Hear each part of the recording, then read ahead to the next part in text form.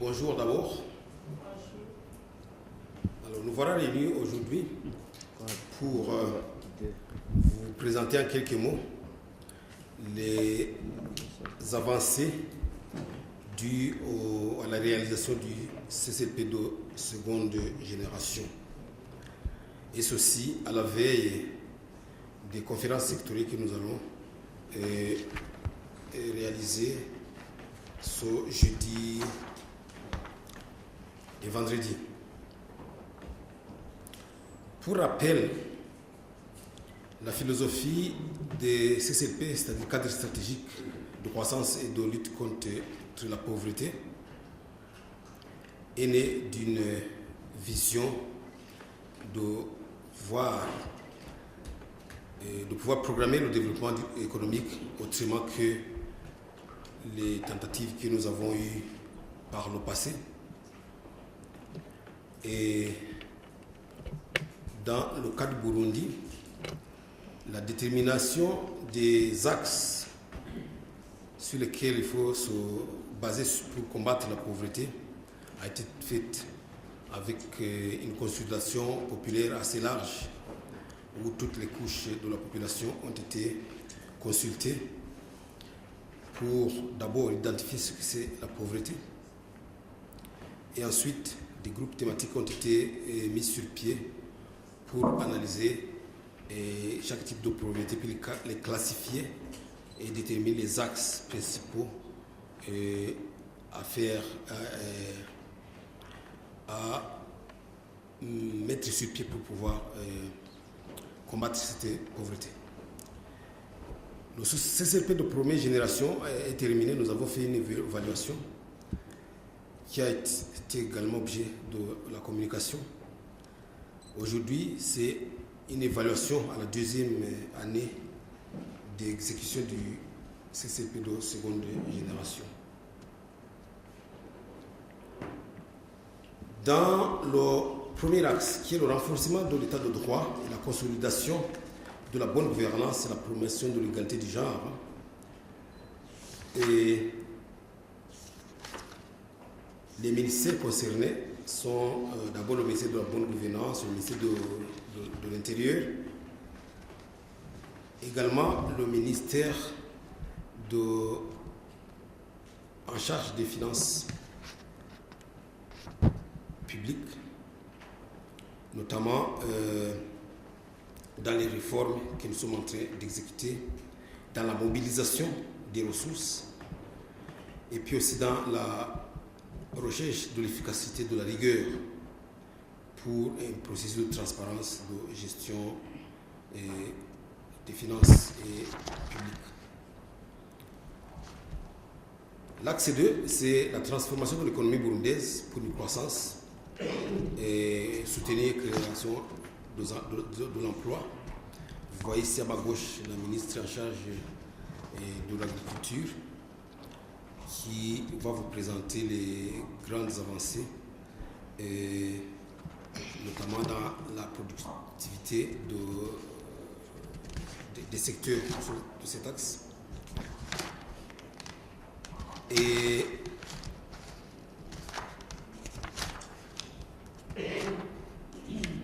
également, il y a l'axe numéro 3 qui est l'amélioration des taux d'accès et de la qualité des services sociaux. C'est là où nous allons parler un peu de l'évolution et de la qualité du système éducatif, de la santé, accès à l'eau potable, etc. Et puis il y aura l'axe numéro 4 qui est en rapport avec tout ce que nous avons comme environnement aujourd'hui. Parce que la CCP de seconde génération a été inscrit dans le cadre du développement durable qui doit pleinement prendre en compte des aspects environnementaux.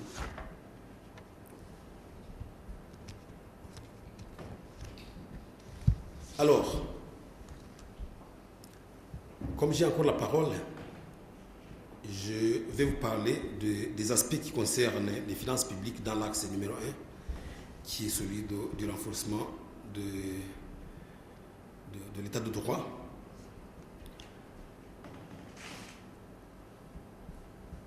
vous savez sans doute que ces derniers temps, nous sommes en train d'élaborer, de suivre plusieurs réformes et avec nos partenaires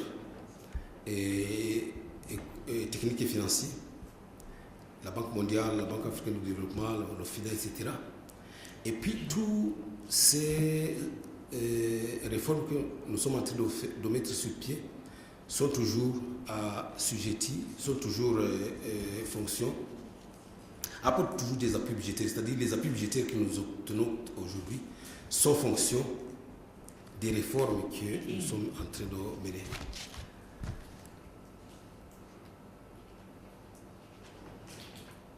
Dans le système de gestion des finances publiques, il y avait 231 activités prévues et nous avons réalisé avec succès 183.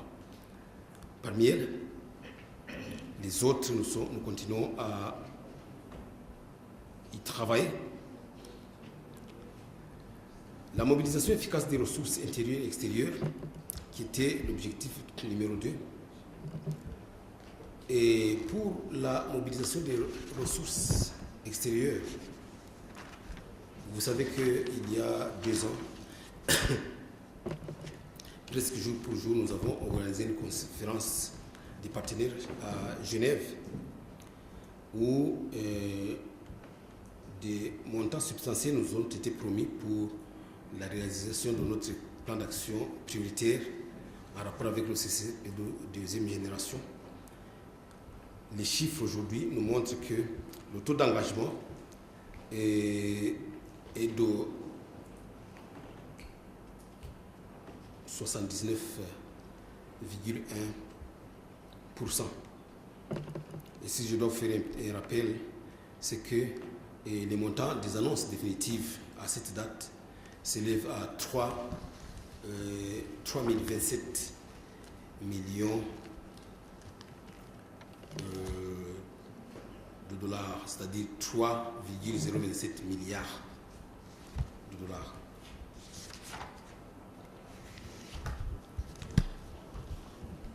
Alors, s'agissant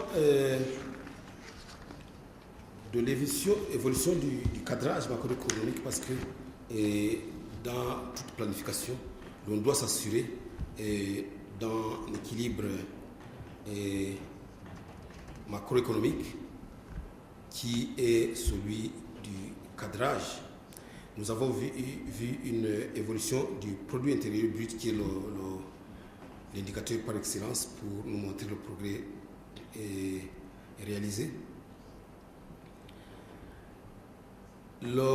L'évolution du PIB a été de 6,6% l'an dernier, 5,1% en 2012, 6,6% en 2013 et 7,7% en 2014 dans nos prévisions, contre 4,1%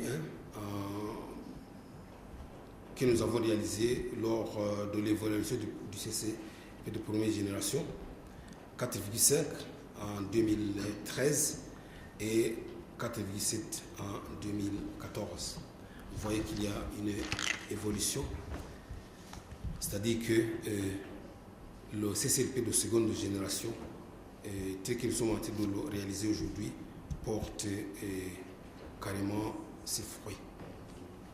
L'autre indicateur sur lequel je ne vais pas beaucoup m'attarder aussi, c'est l'inflation. Dans les années 2012, il a culminé jusqu'à un plafond de 25%.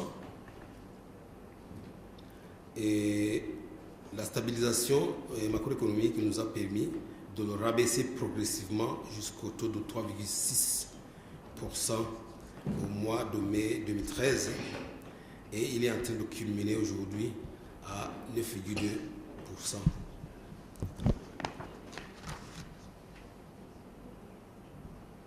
Alors, vous savez sans doute que nous sommes en train de viser une union monétaire et puis une union politique au sein de l'East African Community.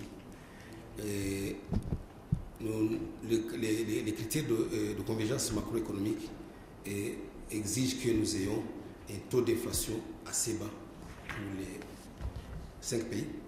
Et pour un certain nombre de ces critères, le Burundi est en très bonne position.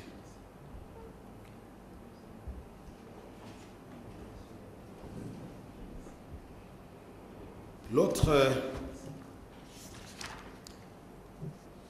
indicateur sur lequel j'aimerais revenir, c'est le taux de change par rapport aux principales monnaies étrangères. Au deuxième semestre de 2014, nous avons pu stabiliser le taux de change moyen avec une très faible variation sur le cours officiel, mais quand même une dépréciation du taux du franc burundais contre les devises qui s'est stabilisé à 7,8% en 2013. Si je dois comparer avec l'année 2012 où la dépréciation était de 14%.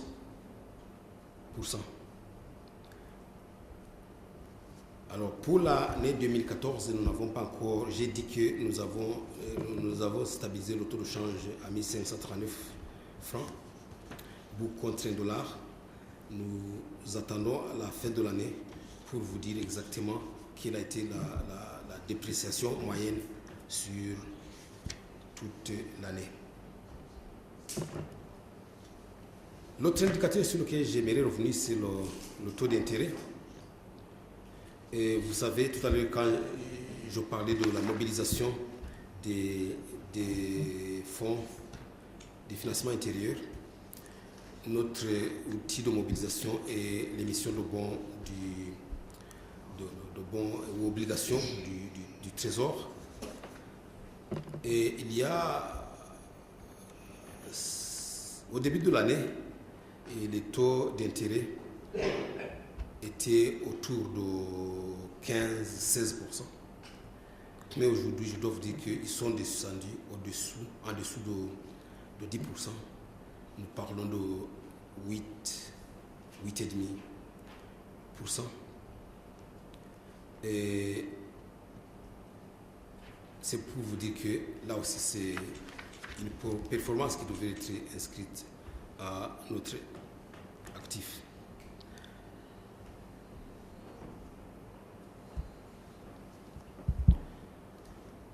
L'autre indicateur sur lequel j'aimerais revenir, c'est les performances budgétaires. Nous sommes en train, de plus en plus, en train de maîtriser les prévisions des recettes fiscales par rapport aux réalisations. Ou par exemple, l'an passé, l'écart entre les prévisions et les réalisations était de 4%.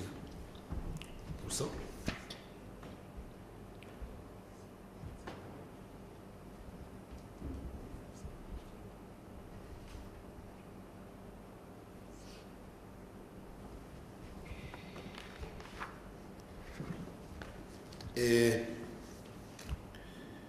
voilà ce que j'avais un peu à vous dire sur des finances. Aussi, qui est celui du renforcement de l'état de droit, de quoi intervenir pour vous montrer les performances en rapport avec les prévisions que en charge de la bonne gouvernance.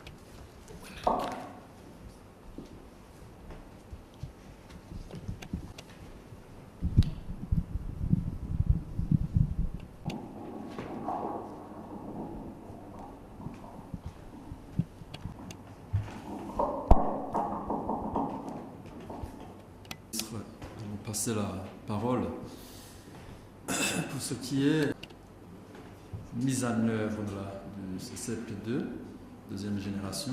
Question de vous parler un peu de la stratégie et de la bonne gouvernance.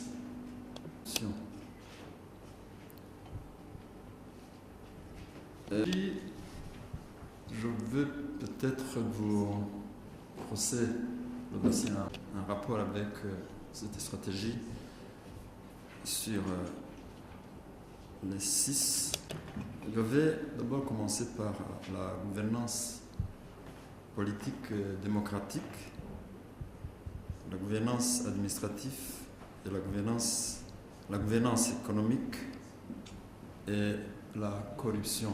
Un peu de mots, juste pour introduire les questions. Politique et démocratique,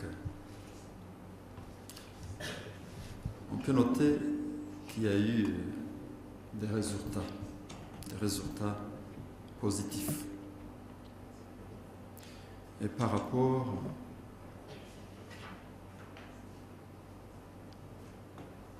aux cadres légaux qui ont été mis sur le pied. Et là, les exemples que je vais vous donner, c'est le nouveau code électoral consensuel qui a été promulgué. Et peut-être que notre collègue de l'Intérieur va développer plus, bien sûr par rapport aux questions que vous allez poser. Il y a eu la nouvelle loi communale qui a été promulguée. Il y a eu la feuille de route qui a été adoptée par toutes les parties prenantes. Vous avez tous suivi l'évolution des choses. Il y a eu le projet de loi portant transfert des compétences de l'État aux communes qui est déjà promulgué par le gouvernement, qui a été adopté, excusez-moi, pas encore promulgué. Il y a eu le programme d'éducation civique qui est déjà adopté et en cours de mise en œuvre, voir la sensibilisation qui se fait auprès des populations. Et pour l'axe numéro 2, un rapport avec la gouvernance administrative, il était question qu'il y ait une administration plus performante, transparente, responsable et accessible aux usagers. Ce qui est fait avec, vous l'observez, la décentralisation au niveau administration. Et là, il y a un exemple de document que vous pouvez lire vous-même, le document d'appui à la mise en œuvre du PNRA, qui a été validé par les parties prenantes. Il y a la politique de gestion des performances et ses outils, qui a été élaboré par l'ENA. Il y a le logiciel de paie des salaires et de gestion des ressources humaines, qui est déjà installé et fonctionnel. Il y a les guichets uniques au niveau des provinces, mis en place dans les provinces pilotes en vue de délivrer les services de proximité. Juste pour noter quelques exemples. Il y a comme l'axe qui suit, je vous ai dit qu'il y a le dossier corruption qui intéresse presque plus d'un en tout cas. Et comme vous le savez, le gouvernement a mis sur pied des institutions pour mieux lutter plus efficacement contre la corruption. Vous le savez très bien, comme moi, il y a eu mise sur pied de la brigade anticorruption. Il y a... En ce qui concerne l'axe en rapport avec la gouvernance politique, administrative promotion des libertés, bien évidemment. Je veux aussi d'abord rappeler que le cadre stratégique de lutte contre la pauvreté et deuxième génération, comme l'a bien dit le ministre des Finances, prend son ancrage dans la vision 2025 et repose sur 4 axes stratégiques comme nous l'avons déjà souligné. Mais je reviens sur cette vision 2025 parce que la vision 2025 indique clairement que d'ici 2025, le Burundi doit être un pays d'eau, paix et de miel. C'est donc pour vous dire que la première préoccupation que nous devons garder à l'esprit, c'est de pouvoir arriver en 2025 vivant dans un pays d'eau, paix et de miel. C'est donc pour vous dire que dans ce cadre stratégique de lutte contre la pauvreté deuxième génération, il était bien évidemment repris le renforcement de la sécurité. Je peux donc confirmer qu'il y a eu des avancées à ce niveau. Au moment où nous vous présentons ce rapport, je crois que personne ne va me démentir, nous vivons en paix et en sécurité. Au niveau du gouvernement, on a mis en place tous les mécanismes nécessaires justement pour renforcer, promouvoir la paix et la sécurité, notamment la stratégie nationale de sécurité avec tous les textes dérivés, dont notamment les comités mixtes de sécurité qui ont été mis en place justement pour renforcer la paix et la sécurité et pour impliquer tous les citoyens burundais de la base au sommet. Ça, c'est une grande avancée et je crois que c'est aussi la base des autres avancées. Et en ce qui concerne le dialogue, la gouvernance politique, le ministre de la Bonne Gouvernance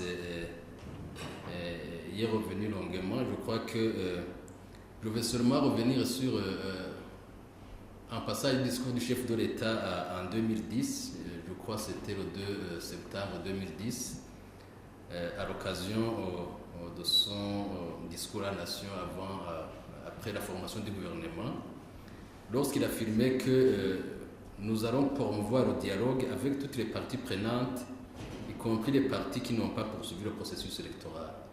Vous comprenez que déjà l'engagement au dialogue politique était déjà la préoccupation du chef de l'État, même avant la mise en place de ce cadre stratégique de deuxième génération.